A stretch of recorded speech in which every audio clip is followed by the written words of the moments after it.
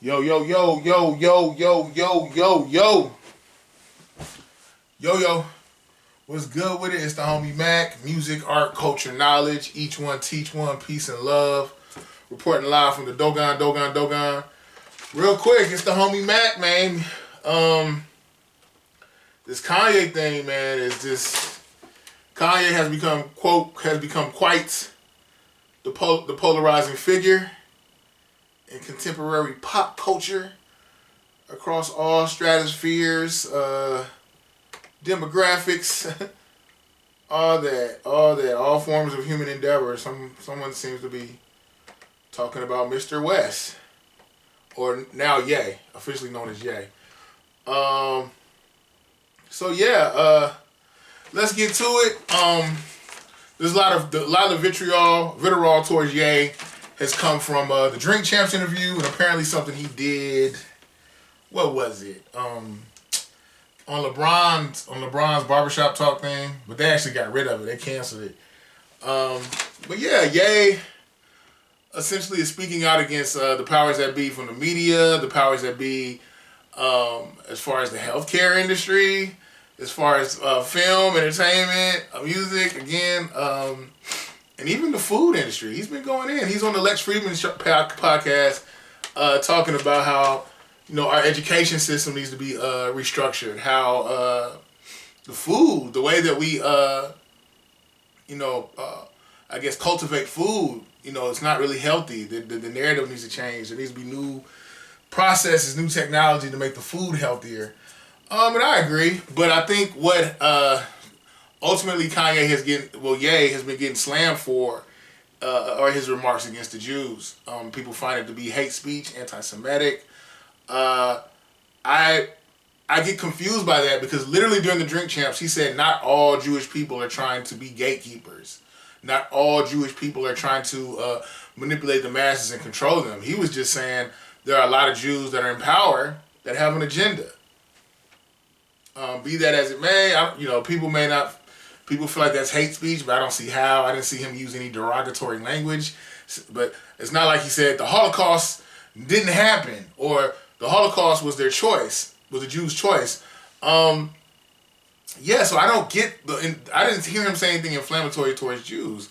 If I missed something, somebody point me out, leave something in the comment section. I don't like what he said about George Floyd. I don't like, I got kind of confused when he was trying to say mention the ways that heterosexual white men are oppressed.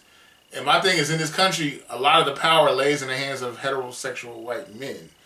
But he said something to the effect of, heterosexual white men, if they don't want to work with somebody of another race, they're accused to be racist. If they have an issue, they can't tell their wives because it means that they're soft, they're weak.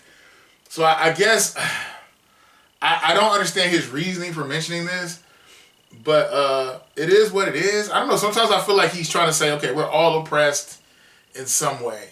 So let's try to step outside this oppression, meet each other in the middle, and be loving and empathetic, sympathetic towards one another.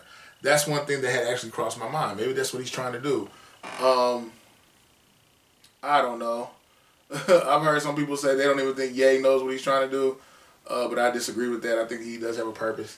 But yeah, Adidas. Now, mind you, when he said, slavery was a choice, these corporate entities that be, they didn't sever ties with him because of that. Read between the lines. So yeah, Adidas. I'm gonna go real quick. Adidas. Well, first of all, J.P. Morgan, who actually funded the Nazis, worked in league with the Nazis. Got rid of Kanye. They don't want to keep his money. He has to find a way to put his money in another financial institution. And I think that's very hypocritical considering, J.P. Morgan, you guys funded the Nazis. You guys were bankers for the Nazis. But Kanye is where you draw the line. Gotcha. Adidas has severed ties. Balenciaga has severed ties. Who else?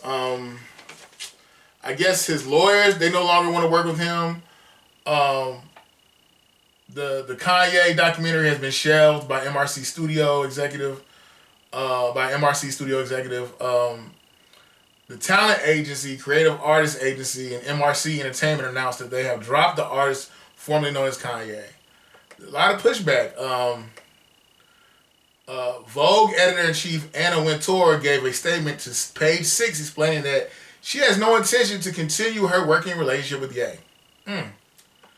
Yeah, I think Howard Stern at one point even said that Ye was tantamount to Hitler, which I think is bogus. But my thing is, I'm curious to see. I mean, I guess first off, I want to say everybody that's been backing up. Well, first of all, yeah, Adidas, you guys worked in league with the Nazis. A lot of y'all workers were Nazis, but that's a whole nother story. Kanye's where you draw the line. But yeah, my thing is, I feel like people are actually further proving his point. You know, the more, because his whole thing is, you know, that black people, you know, our gatekeepers, our culture don't look like us. When we start to speak up for ourselves, we get repudiated and rejected, get cut off, speaking up for black people. And he's done that. I mean, this man said he's willing to die. He's willing to put his life on the line to the benefit of his people, for his people to have agency and have institutional, infrastructural power. I mean, I mean, that's pretty bold, you know, to make that type of claim. And then he also, the one thing I want people to understand is, if a billionaire, you know, someone who's won Grammys, someone who's, you know, really done it big, if he's catching hell and they don't want to let him have his free speech and free thought, what do you think they're going to do to you? So I guess indirectly, implicitly, it has been an attack on free speech. I don't feel like his speech has been hateful, but I'm like, I think her name was Beatrice something. She had a quote where she says, "I disagree with you, but I will defend your right to say what you say." That's all I'm saying. We shouldn't. I don't think free thought should be criminalized and demonized. I do think people need to be responsible with their language, but I don't think just because someone has a different perspective than you, then they just need to be cut off and canceled. I think that's BS. But yeah, I'm curious to see what becomes of all this with Kanye. I'm curious to see where he goes with this. I'm going to put a link to the Lex Fridman podcast in the description. I thought, you know, he expounded on his ideas, and I think he does have a mission. I think he has a plan. But let me know, do y'all think Ye is a madman? I don't think he is. I think he's speaking up on behalf of black people. But again, him buying Parler, I don't understand what he wants to do with that. I'm really curious to see. Because we know Parler was a conservative social media platform for conservatives, right-wingers, patriots.